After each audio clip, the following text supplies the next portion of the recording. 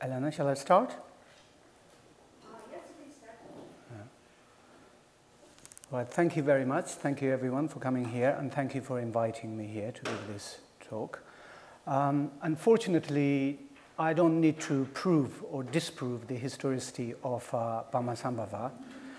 I mean, there are abler scholars here to perform that task. I mean, along with the Tibetan poets, I embrace that John Keats' negative capability, that poets' ability to accept, to quote, uncertainties and doubts without any irritable reaching after fact and reason. Tibetan mythology, historical events, ritual practice shape as well as give artistic utterance to Tibetan collective identity. Contemporary Tibetan poets employ these elements for addressing, interpreting, and narrating the history of Tibet and their experiences. Today, I'll briefly talk about a famous contemporary Tibetan poem that centers on the legendary encounter between Padmasambhava and a Tibetan mountain deity.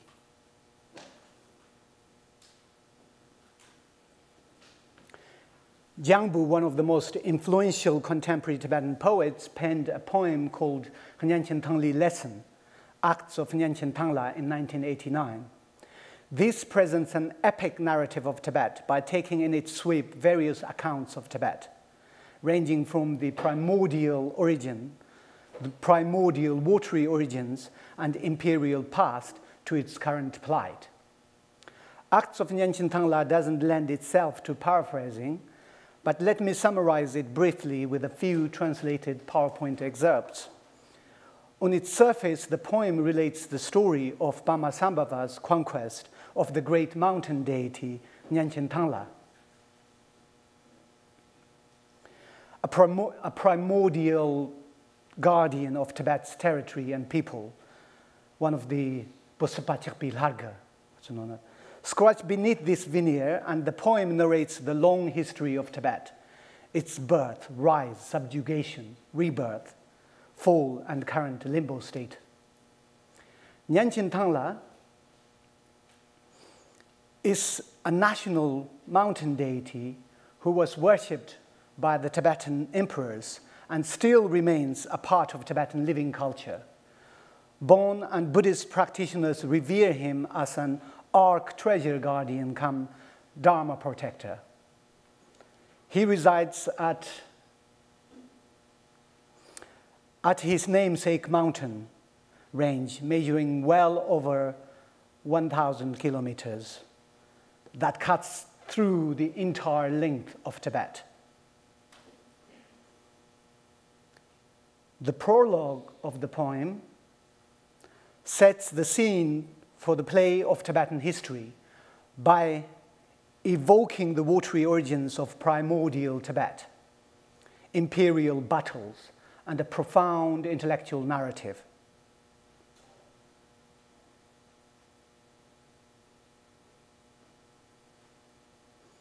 Act 1 describes the wedding of Nyenchen Thanglha, the king of Tibetan mountains, and the goddess Jobutamolam. He arrives on the Tibetan historical scene in his youthful prime that coincides with the zenith of Tibetan civilization. The arrival of the bridal party is described using Tibetan sounds, sights, and imagery. The terminology evokes imperial ambitions, expansionist military power, and hidden aggression. The wedding turns out to be a great feast of debauchery and wildness. Significantly, a monk makes an appearance onto the scene. He seems to cast an uncanny glance at the bride. In Act 2, immediately following the wedding, Nyenchen Thanglha leads his army against a tantric purba-wielding yogi, or invader.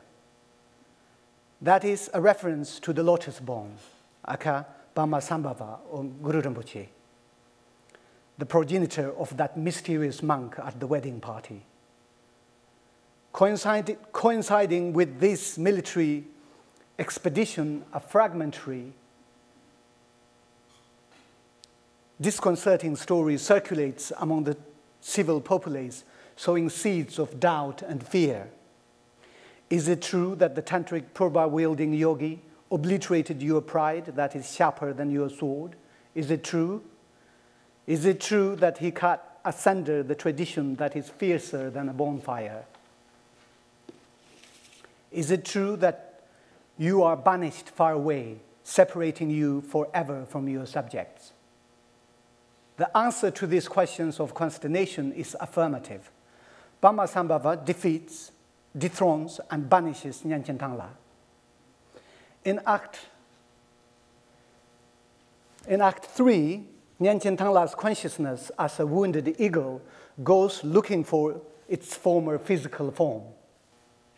The monk, the lasting legacy of Padmasambhava, continues to flourish and conquer all aspects of Tibetan life.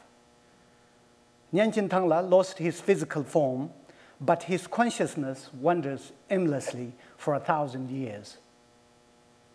No one recognizes him anymore, not even the great Tibetan mountains that initially worshipped him and offered him their allegiance and wealth.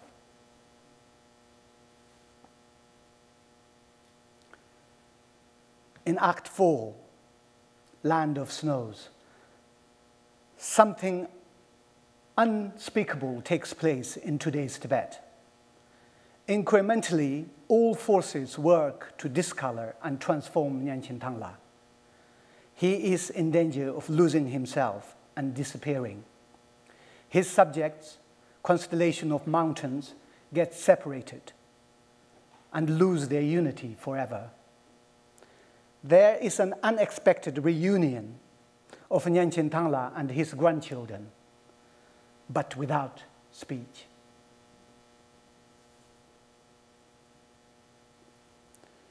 The coda concludes the poem with a mysterious question, which seems to contain a hint that the play of Tibetan history will continue to be performed. Leaving aside a multiplicity of Tibetan and foreign influences, today I'll draw your attention to the principal Tibetan influence. It is a spark of mythic inspiration that fuels Jangbu's imagination and frames his long free verse poem. He uses the legendary encounter between Padmasambhava and Nyenchen Thanglha for framing his poem.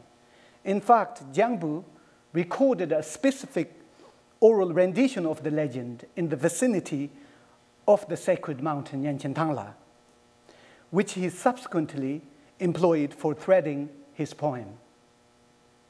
Let me summarize this version of oral story.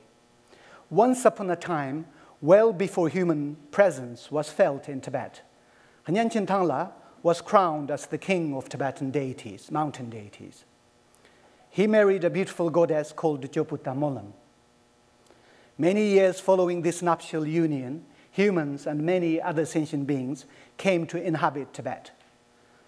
A king called the Tibetan decided to invite a great spiritual master called the Lotus One, the Lotus Born, from a foreign land. Upon hearing this, Nyenchen Thanglha invested his royal powers in his younger brother and led an army of mountain deities to repel Padmasambhava. Or, in Jangbu's words, to repel the ideological invasion of a foreign power. However, in the ensuing battle, Padmasambhava obliterated the physical body of Nyenchen Thanglha, leaving only his consciousness behind. Rumors of Nyenchen Thanglha's terrifying, soul-stripping defeat spread throughout Tibet. Meanwhile, his brother, the regent, had an affair with the queen, which resulted in the birth of two twins. When Nyenchen Thanglha, that is, his consciousness, returned home, formless, his wife escaped to the present-day mountain that bears her name, Joputa.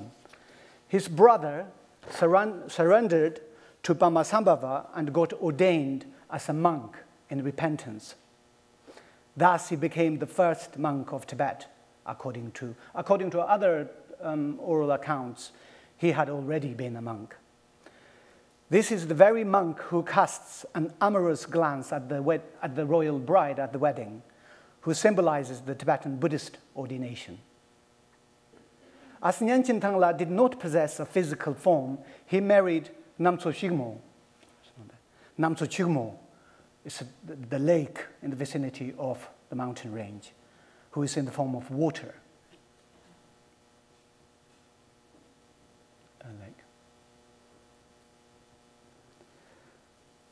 So the rise, conquest, and banishment of the once majestic king of Tibetan mountains work as a profound allegory for the history of contemporary Tibet.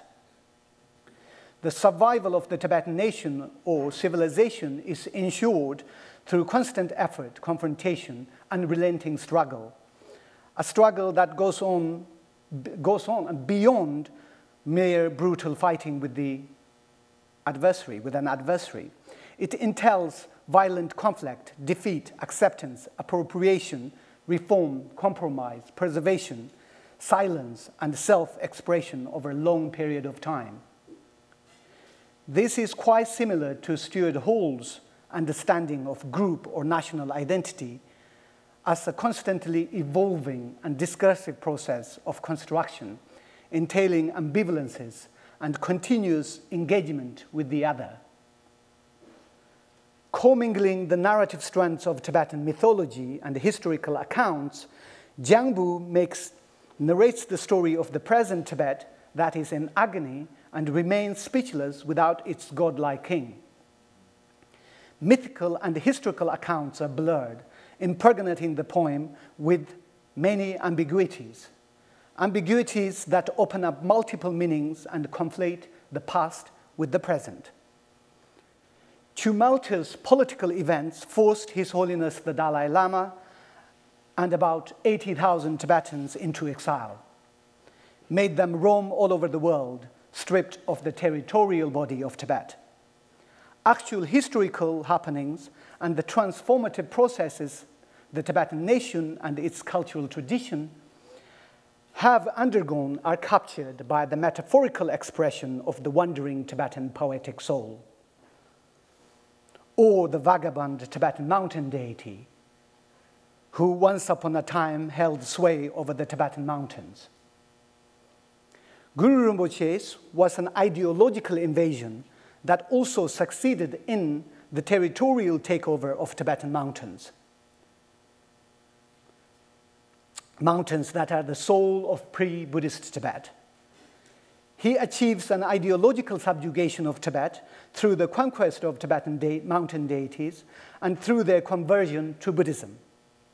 Although first and foremost, Guru Rinpoche was a conqueror, in Buddhist parlance, a subduer, he has become a popularly revered patriotic figure in Tibet. Guru Rinpoche has come to be considered as a selflessly dedicated figure who works for the welfare of Tibet day and night.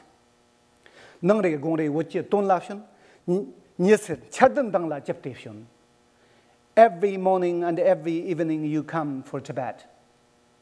You come riding the light of sun rays that radiate and contract, sings a common Tibetan hymn to Guru Rinpoche, whom Tibetans eulogize as Puchi Nyima, the son of Tibet. Serious questions lurk within Jangbu's poem. Would the Chinese communist invasion have a destructive as well as a regenerative impact, like the legacy of Padmasambhava? Or has it delivered a fatal blow? Will Tibetans overcome colonial rule and the new ideological invasion by confronting, accepting, turning defeat into survival? After all, the poem presents Tibetan historical events and tradition as long, complex processes of violence, adaptation, appropriation, struggle, change, and survival. This complex, multivalent poem falls back on the Tibetan language, history, and mythic heritage in order to express the unknown and the unspeakable in terms of the known. It uses the narratives of Padmasambhava's arrival in and introduction of Buddhism to Tibet for presenting Tibetan history and reflecting upon Tibetan identity. Thank you.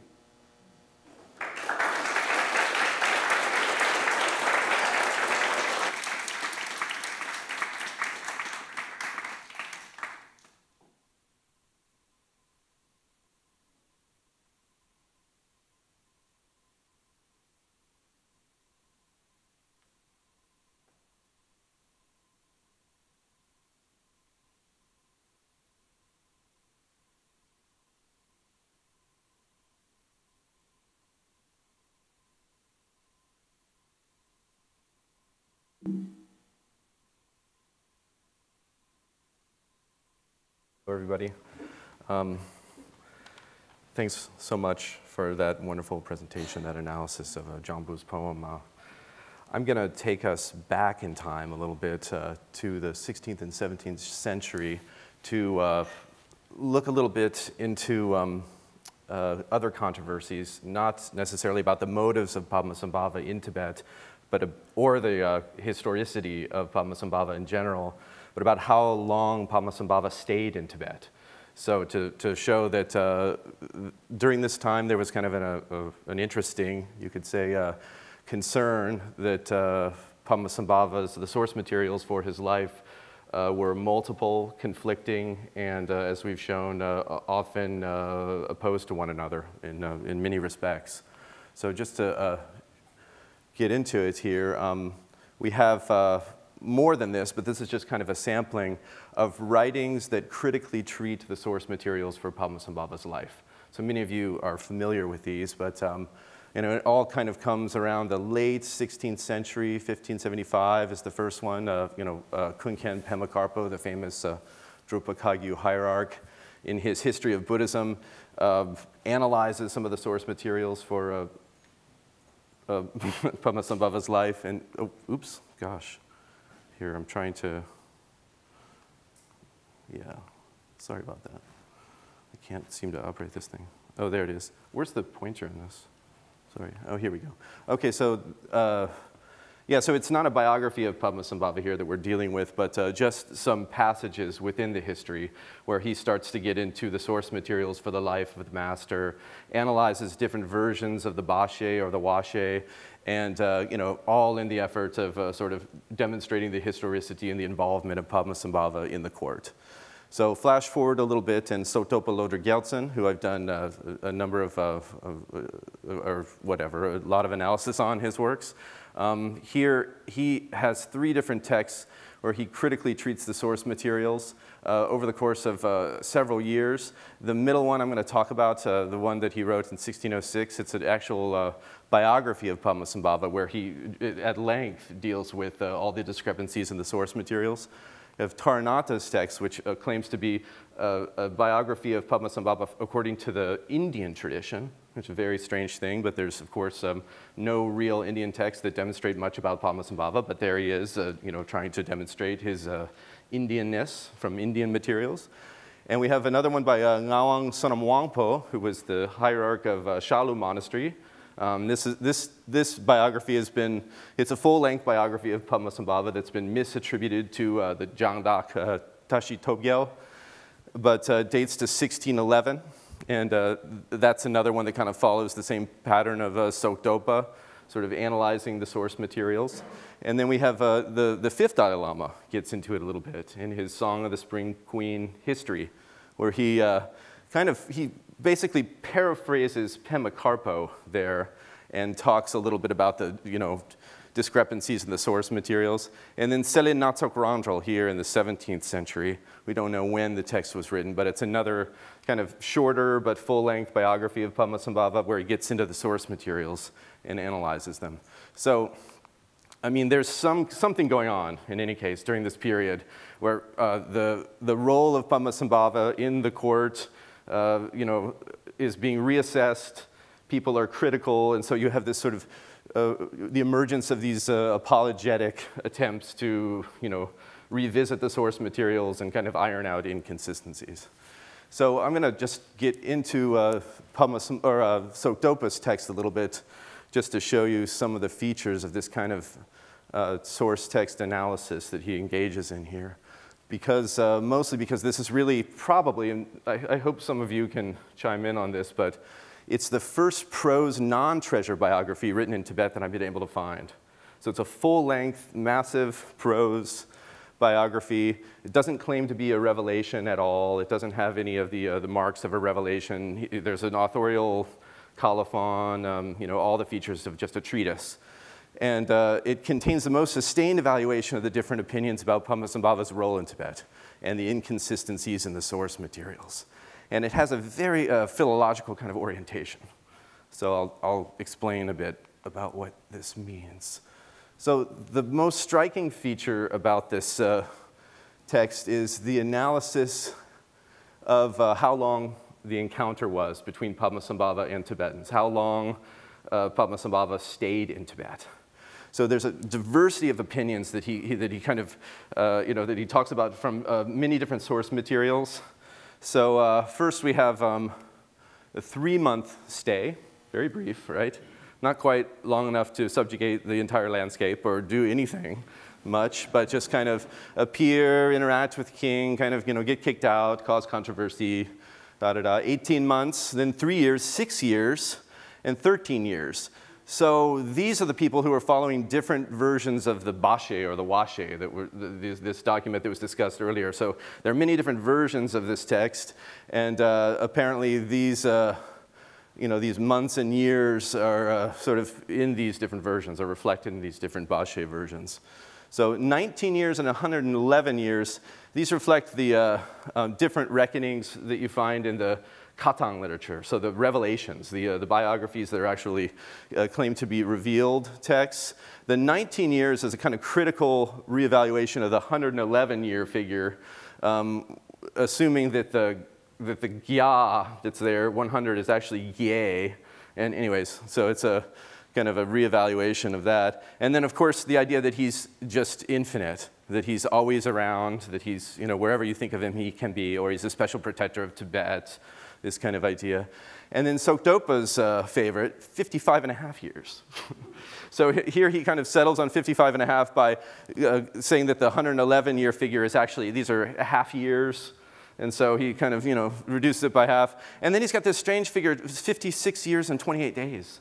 So I don't know what that is, but he favors 55.5.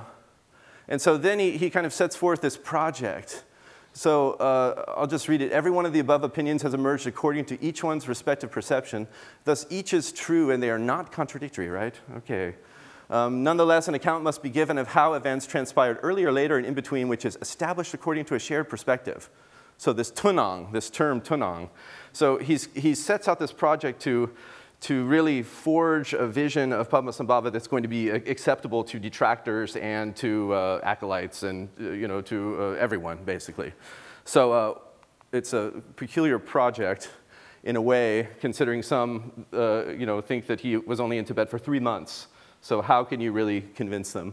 So to do that, he goes through the source materials. And for those of you who are philologically inclined in the audience, you'll recognize some of these operations.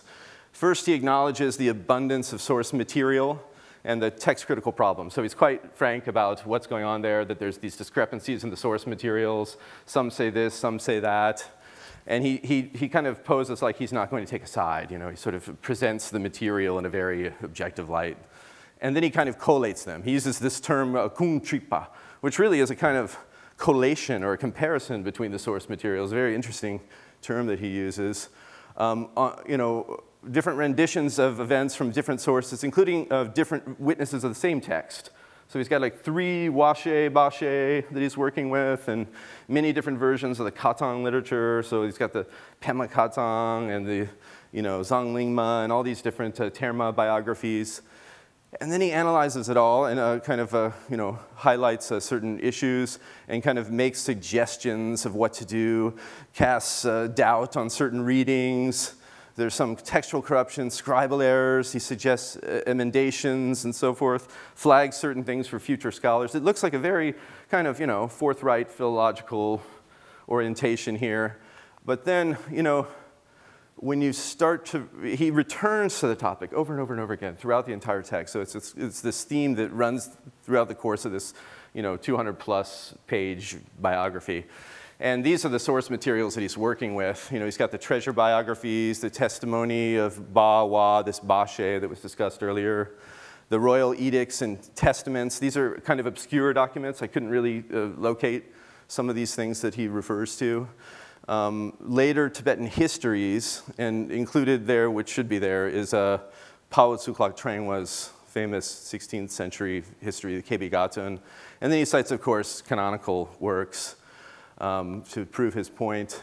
And it's not just, the main feature of all this analysis is really how long Padmasambhava stayed in Tibet, but there are a number of other things also that he kind of takes issue with, discrepancy-wise.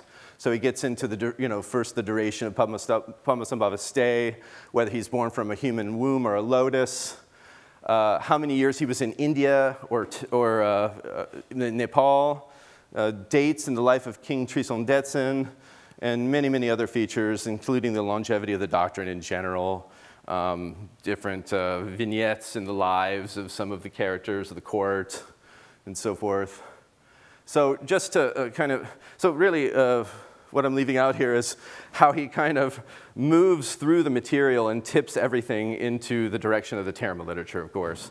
So it's all sort of designed in order for him to bring people into an acceptance of a grand narrative scheme that locates Tibet at the center of this conversion narrative, basically. As you know, Lama Jabb was talking about this idea that Padmasambhava you know, took special care as a kind of expression of Avalokiteshvara to kind of come to Tibet and really bring Buddhism there and convert the entire landscape and all the people that are in Tibet, and is probably still there now. So just to return to these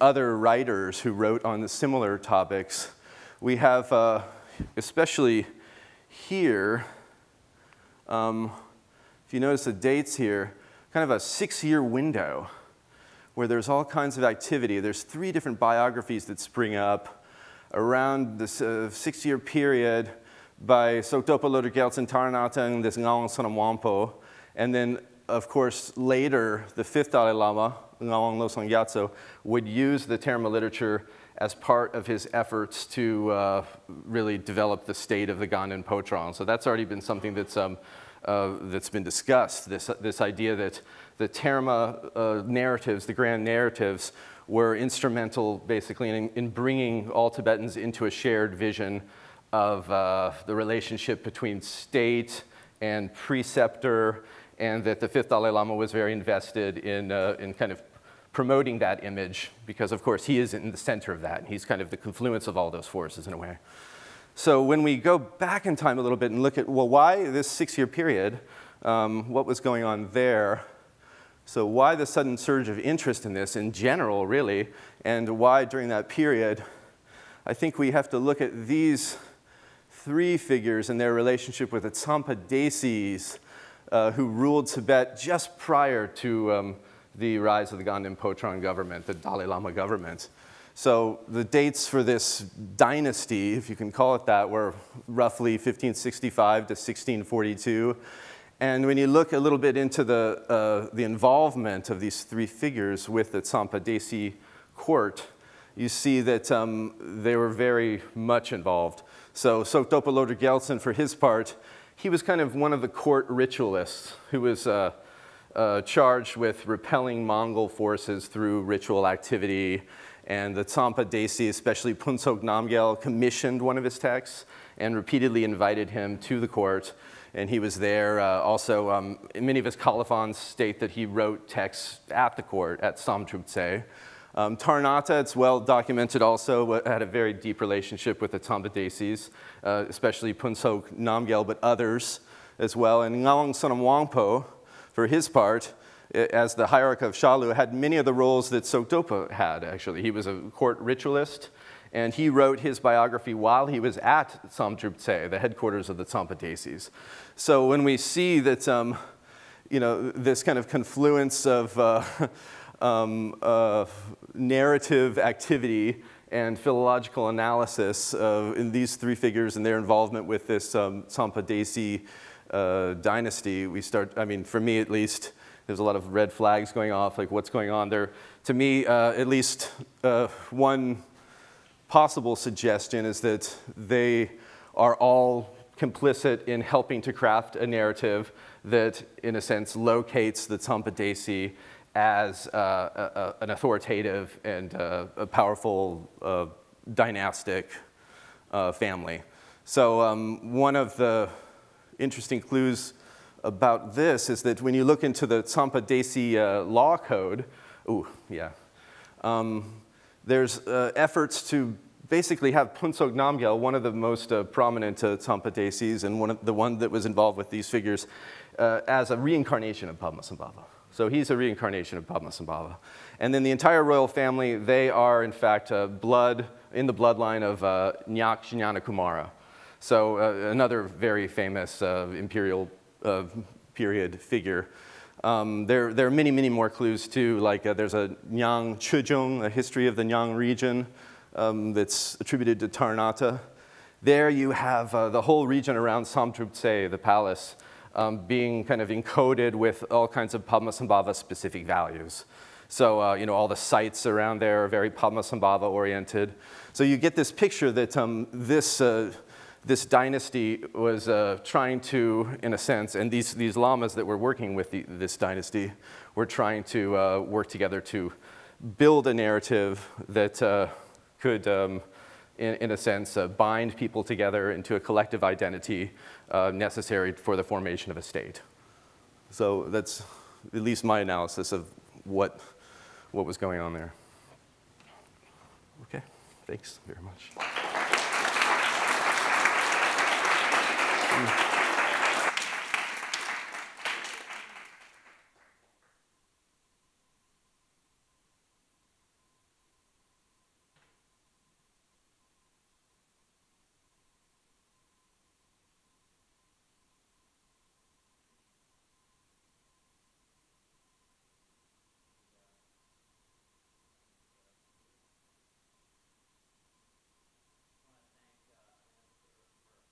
Incredible and very inspiring collection of artworks on Padmasambhava, and likewise to Gray and Ben for providing us the opportunity to have these discussions. It's rare that we get so many people with such interest in the same room at the same time, so it's a great chance to get to do so. So I'm getting to speak on Padmasambhava and cultural identity. I thought that I would talk a little bit about him, notions of memory, and the way that this plays out in Tibet especially. And so in looking at just some of the discussion, especially coming from this morning, something that I think is relevant theoretically is some of Jan Osman's work from Moses the Egyptian, where in this particular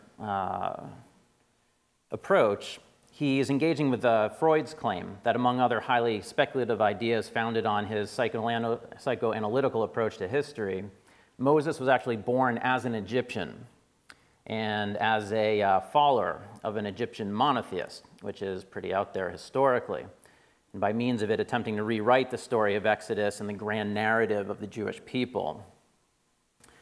So in critically analyzing Freud's claims, he develops this idea of mnemohistory, which is not concerned with the past as such, but only with the past that it is remembered. And so as we were discussing in this morning's panel, there's this conflict that we often see between a more positivistic approach to history, what actually occurred in the past, and the ways in which that past is remembered and utilized by people of different presence, we might say. So in this, I think there's a lot of relevance, actually, to the way that we approach Padmasambhava, and with the Padmasambhava biography in particular, as this grand narrative or master story that underlies all of its retellings. And as Lama Jabb said this morning, this is something that's not just relevant to what we now associate as Nyingma in Tibet and those who follow those traditions, but really to all of Tibetans. It's one of these core narratives that defines Tibetan identity in the ways in which, at least until the present, we're seeing some shifts in this now, as defined by the introduction of Buddhism to Tibet and the ways in which that defines Tibetan culture.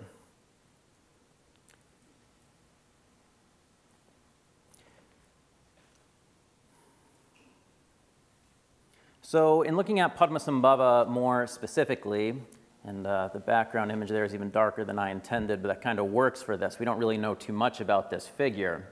So Padmasambhava would predominantly be a person of memory, according to Osman, and as we would say, like not so much of history. Like this morning we've heard about these different fragments that do persist from the empire. We're not really sure exactly where they originated. Of course, as was mentioned with the Dunhuang manuscripts, that date is, yeah, like, you know, late 10th, early 11th century for when the cave seems to have been sealed, but we don't know how long those stories and fragments go back. They could extend further back to that time, and some recent work by Robert Mayer has suggested that some of these Dunhuang texts had already been edited at least several times, so have been around. So we have a couple of pieces about Padmasambhava, but it's true that we don't have any imperial era accounts that place him at the Tibetan court or especially active in the establishment of Buddhism. We even have some later recensions of the Washe, which came up in our discussions as well, that depict him as deported. And just as James was just speaking about these various notions of how long Padmasambhava was really able to stay in Tibet, there's a wide degree of variance. Depending on the source and perhaps its intent. So in contrast with those fragments, we have this first biography of Padmasambhava called the Copper Island, or the Namtar Zanglingma, which was revealed by Nyangrel Nyima Ozer, and again, we think anyway that this might be a depiction of him in the 12th century. And this has really become the most celebrated account of that story, in part because, as much as we can tell, it seems to be the first complete example of it. And yet, despite how important it is, we know almost nothing about how it was constructed. We usually just follow the way in which the tradition has described its recovery. But we can problematize this by looking at its titles among its earliest exemplars, and especially its attribution to one particular recovery site, which it's named after. So this is a mural at Samye Monastery, which depicts it. I don't remember how old. I think it's not that old actually, maybe the past 100 years, if I'm not mistaken. But it depicts the main temple itself, and then this Copper Island, which was a palace and/or temple of one of Trizong Detsen's queens, just outside its main perimeter. And so this is really the epicenter of Buddhist activity during the Imperium. And of course, Padmasambhava is famously said in these later biographies to have been invited there to consecrate the ground, making the establishment of Buddhism possible. And likewise, like with it, many imperial era sites are then described as loci for the concealment of these various treasure scriptures. So Samye is certainly a prominent one among those. And then in some sources, the Copper Island just outside of it is included as a treasure recovery site as well. So this is what it looks like in 2011. That is the only one of the three Queen's palaces that is still standing. And the problem here is that despite the consistency today in which the title of this text is stated as the Copper Island, named after the place in which it was recovered, when you look at the earliest exemplars of this particular document, they're actually very inconsistent. The earliest versions of the Copper Island, or this first biography of Padmasambhava, often excludes the site of its recovery, both in its title and it's from its colophon. And then other editions of it actually present alternatives, ones that were also popular for Nyangrel to recover treasures, but not this particular site.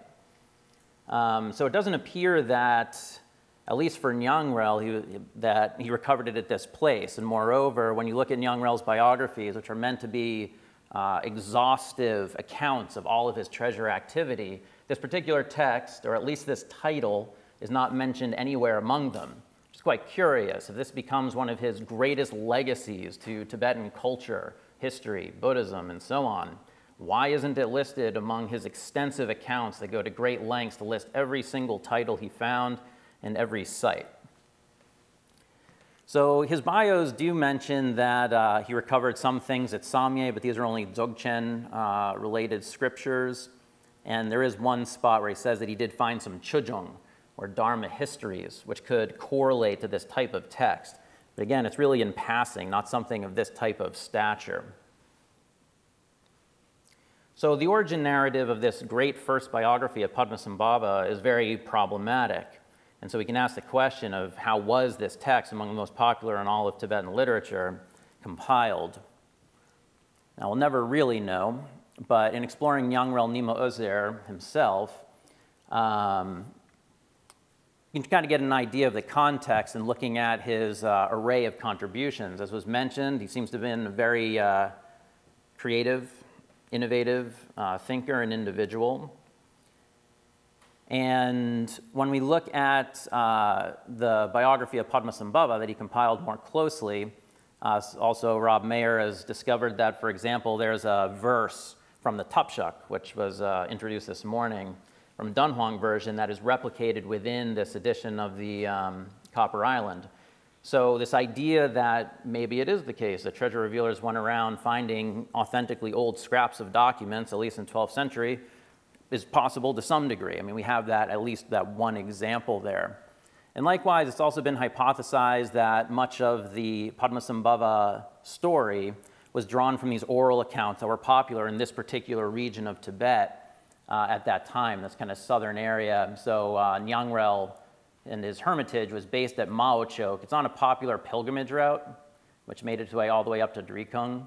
But he seems to have spent most of his life down here in this area, far away from some of the troubles that afflicted Lhasa and Samye, for that matter, throughout the period that he was alive and the time thereafter.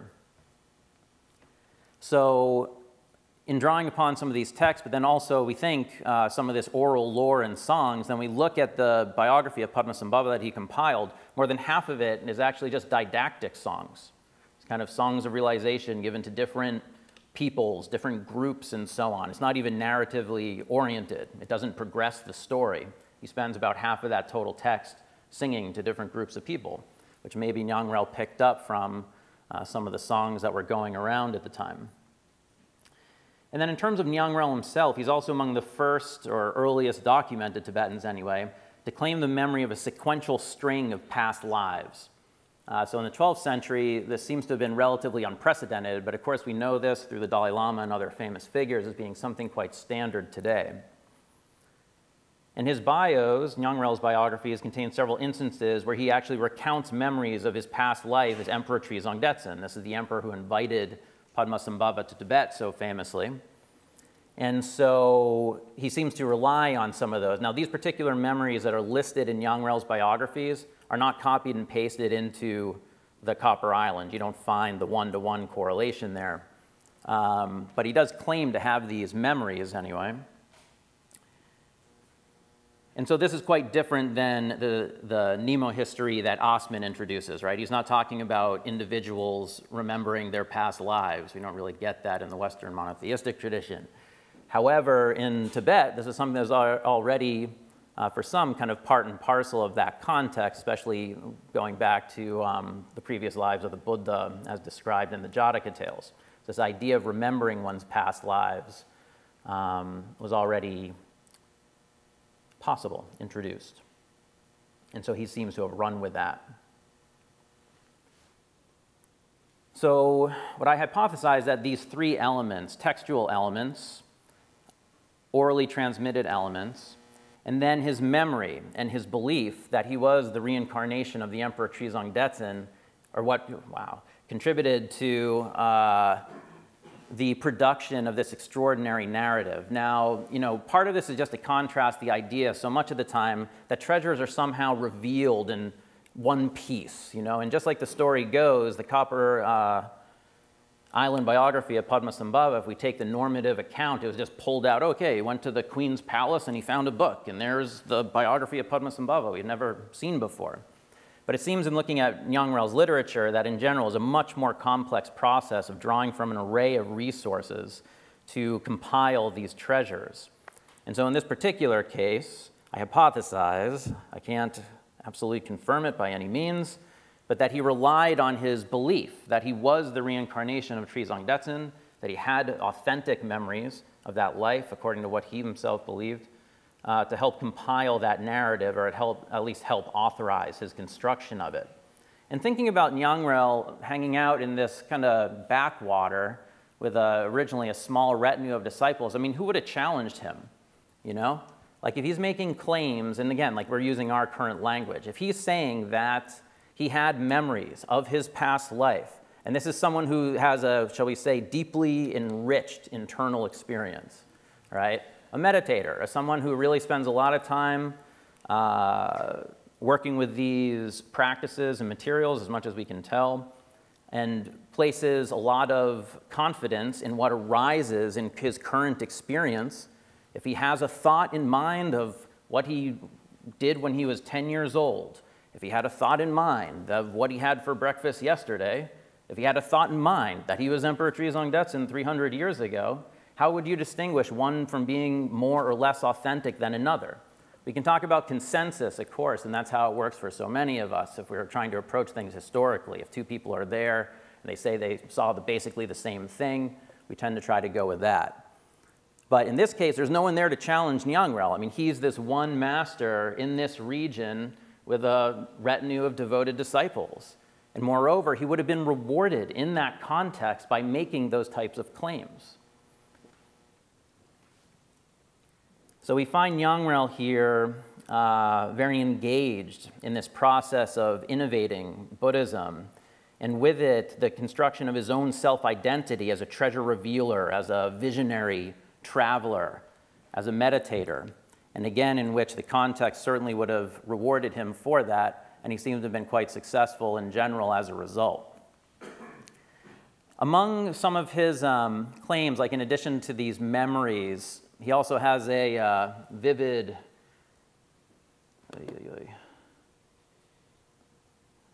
no quit, please. Might be frozen here.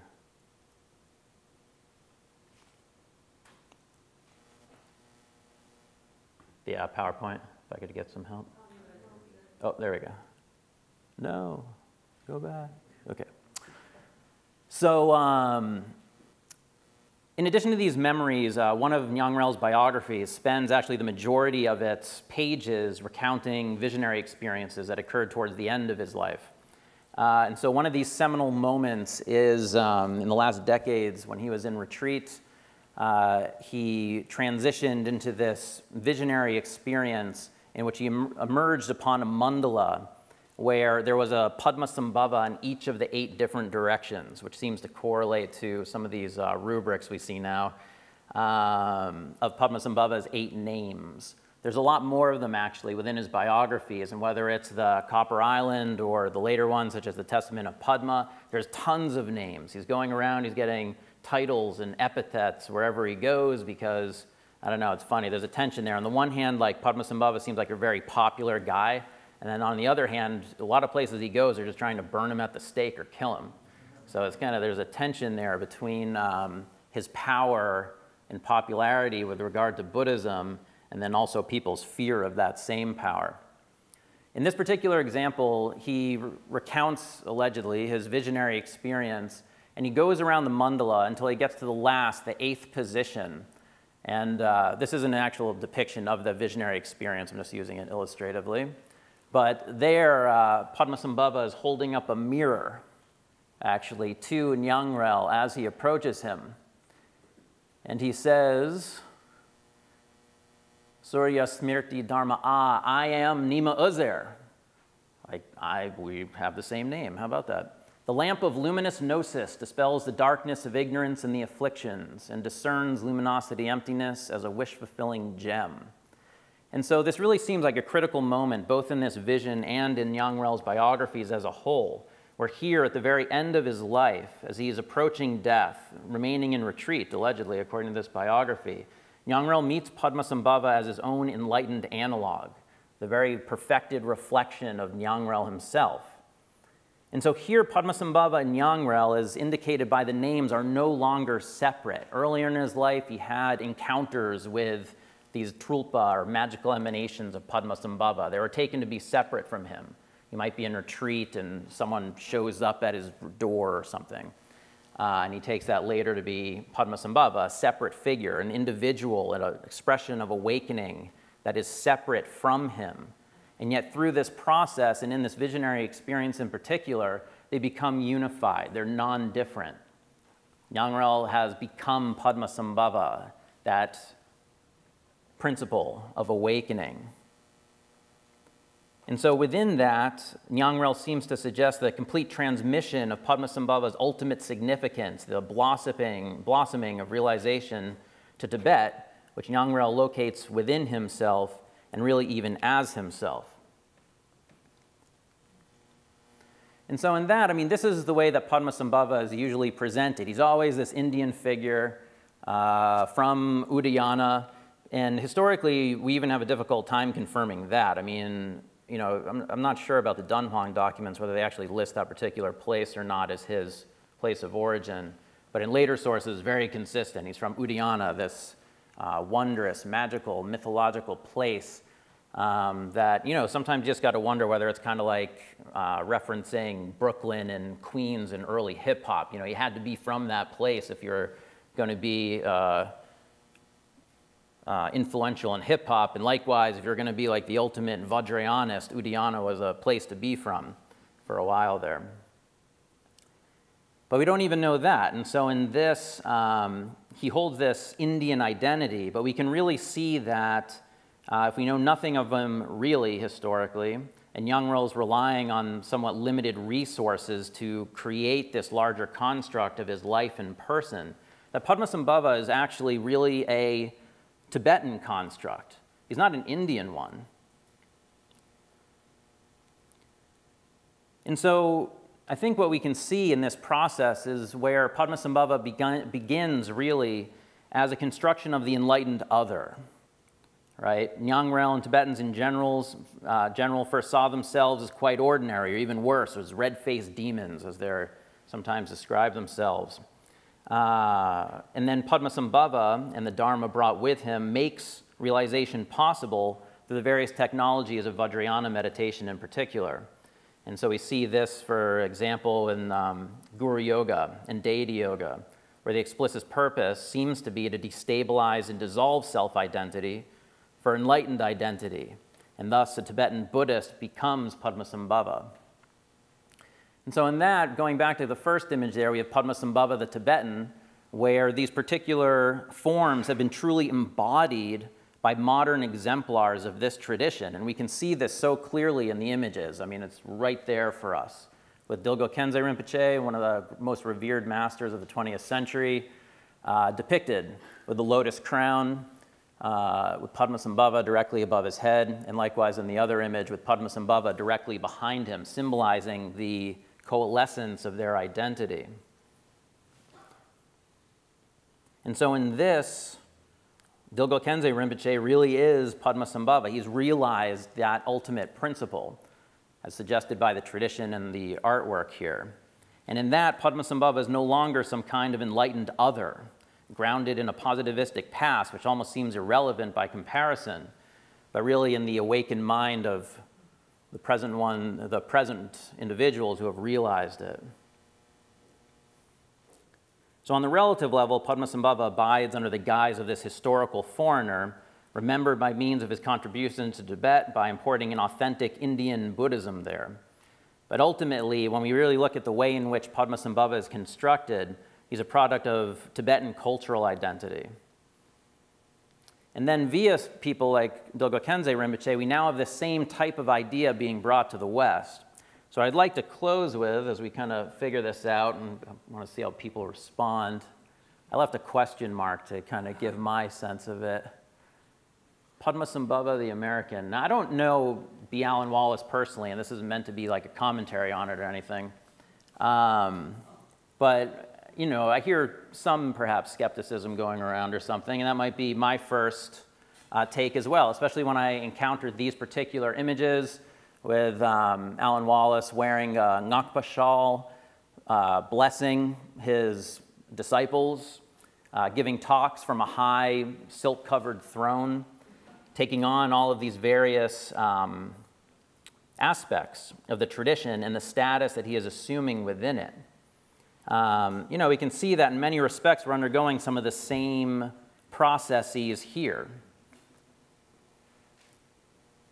And we know that this is necessary in many respects if we're going to move towards whatever a general American Buddhisms may be. So there's this process of appropriation, assimilation, and innovation that was essential to its development into a mode of practice in Tibet that's truly relevant and effective for Tibetans. Padmasambhava served that role in so many respects. And so we're undergoing some of that same process here, not historically, but perhaps ideologically, but it will inevitably take different forms. We have even broader degrees of Buddhist hybridity and or syncretism, because in Tibet they have the silk routes and various modes of trade, but of course now we have the internet. Everything is available to us all at once. And so there's always this question of what authentic Buddhism is, how to transmit it, and by whom. And as American Buddhisms become more established here based on these foreign traditions, there's a similar process of cultural negotiation occurring as American Buddhists strive to realize what their version of an awakened identity might be. And of course, this is not without its various challenges and transgressions, as have been documented recently in the New York Times and other sources. But even this may lead to a greater autonomy for Americans to define whatever these American Buddhisms will be. And so in that idea, Padmasambhava will have to be an American, if we look at it that way. Or an American will have to embody Padmasambhava. Thank you.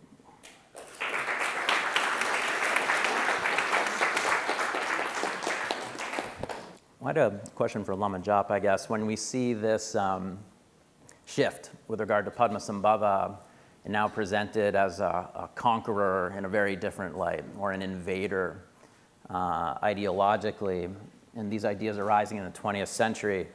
One question that arose for me, I see that within the current Tibetan context, of course, and the Chinese administration and everything else. Do you think part of the shift towards Padmasambhava, specifically as an invader, has to do with the fact that he's not Chinese, and that people are unable to critique Chinese administration in Tibet in the same type of way?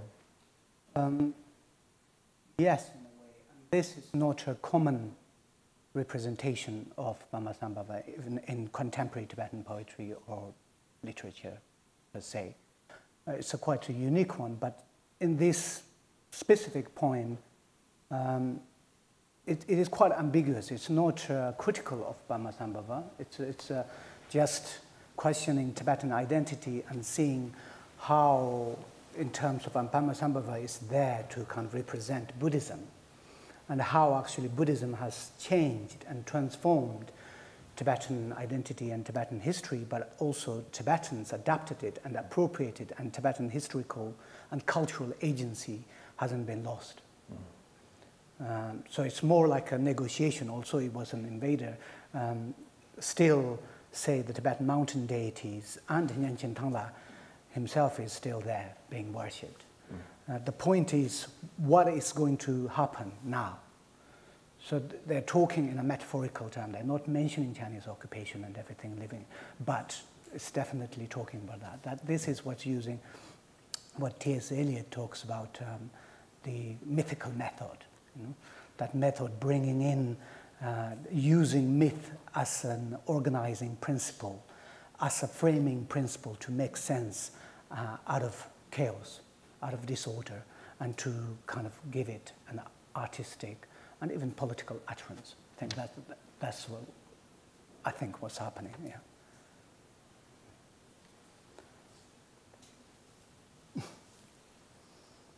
Just add to that, or further that particular piece.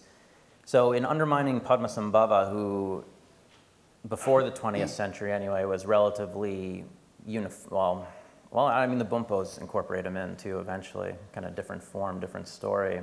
But if he's relatively uniformly celebrated in Tibetan culture for having this important role leading back to the 8th century and that impact on culture? Is there a way in which this type of discussion or a shift in the understanding and relevance of his actions undermines Tibetan identity at the same time by attacking one of its core figures?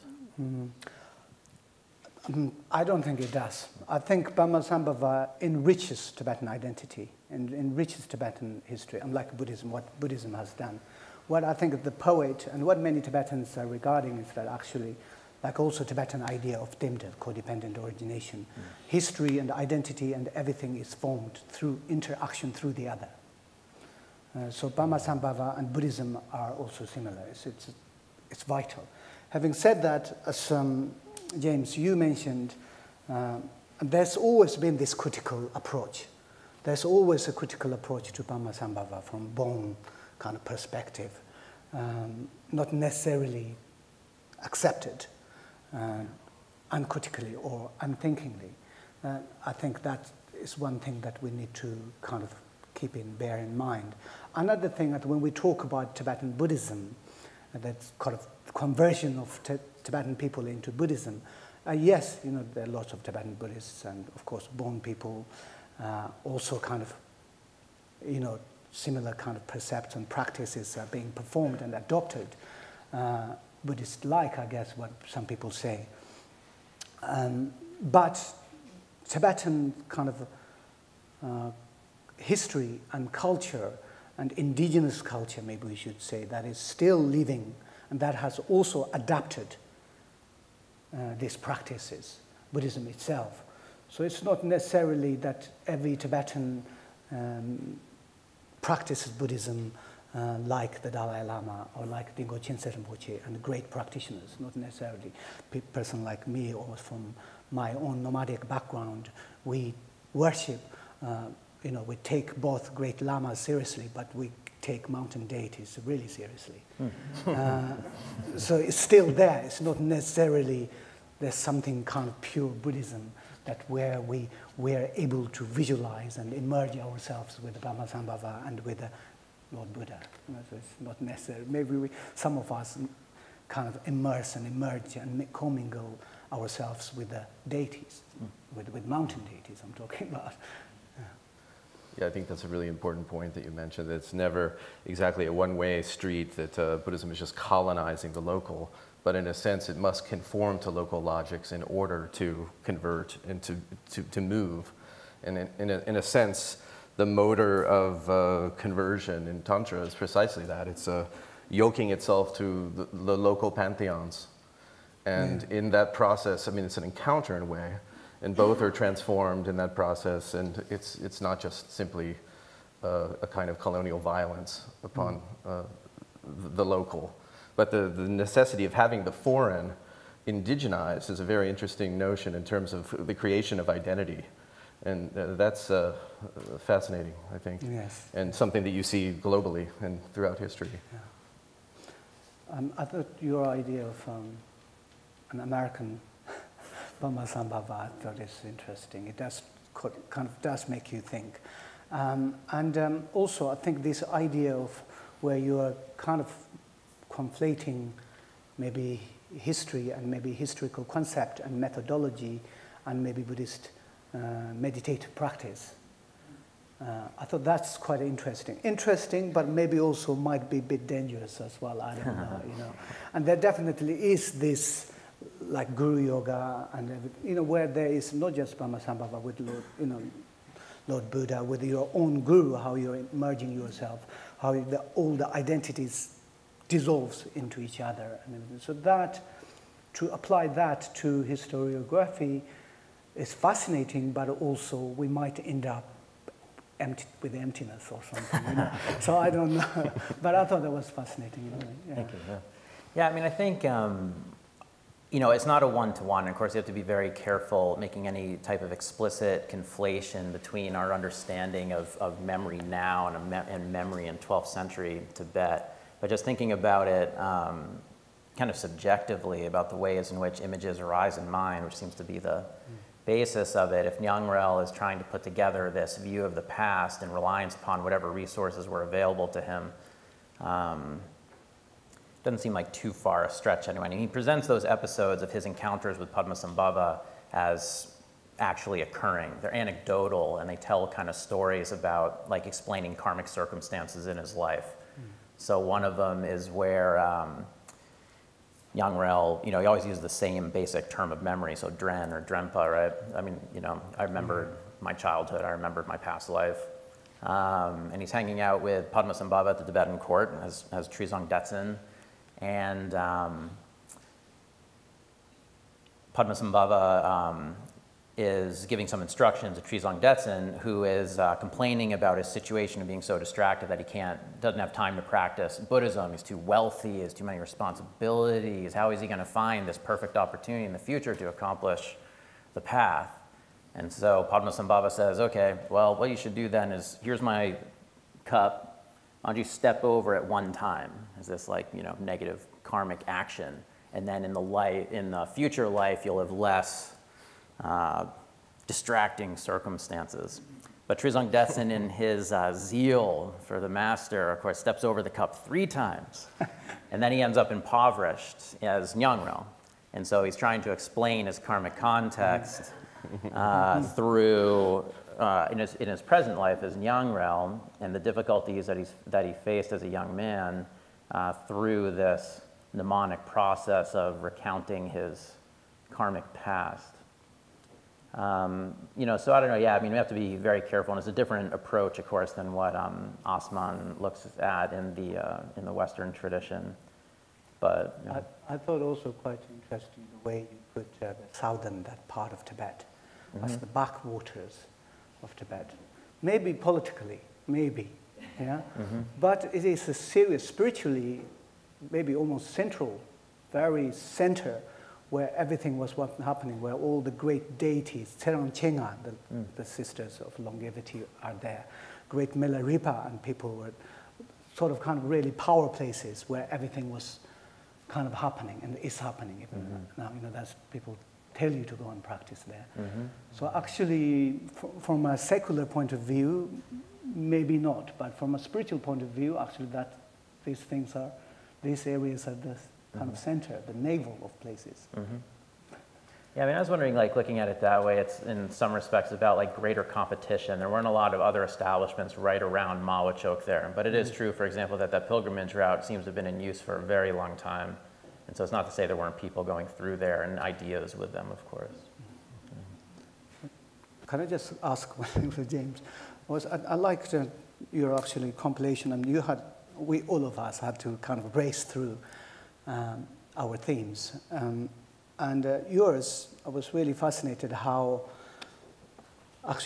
many there are, where the critical kind of elements and perspectives and dimensions are being presented in Tibetan texts. I thought that was fascinating. And then you also kind of noted the Gong Dukpa and things like that. It's interesting, Gong Dukpa here, usually they say Gong O Dukpa, there's a O as well. Gong means the upper and lower, meaning in times of time, what happened before and what happened after. So it's like a chronological ordering going on, Gong O Dukpa. So Tibetan history is kind of historical texts cite that a lot. So what did you think, of this text? Do they have a kind of chronological ordering and a coherence, or is it also a blending of legends and stories on the actual historical happenings? Yeah, that's a good question. I understood the term to be gong rather than gong. Yeah. So for me, it was in the way that he actually performs that practice is to bring together different narrative episodes from multiple different sources and compare them. But there's a chronological interest, of course, yes, so throughout the whole thing. There is, and to see, okay, well, where are the discrepancies and which one can we trust and how could one be derived from the other? And it's just fascinating to see this kind of philological practice there. But then slightly disappointing at the same time for me, because of course, he has an agenda the whole time. And all philologists do. We all do. Everyone does. Everyone reading texts and working does. So why should he be different. But somehow I wanted him to, you know, cast more doubt on his sources than he did, and you know, coming from a contemporary perspective. But he definitely was interested in this chronological aspect, and he critiques the Katang literature many, many times on several points. So it's not just, oh, the imperial period records are flawed and the Katang literature is pure. He defends vehemently the earlier, what he thinks of as imperial period records, and critiques the Katang literature, and critiques Nyingmapas who want a collapse time. He wants there to be some sort of historicity. And to me, that speaks to a concern among his contemporaries, who were critical of the historicity of Padmasambhava. Yeah.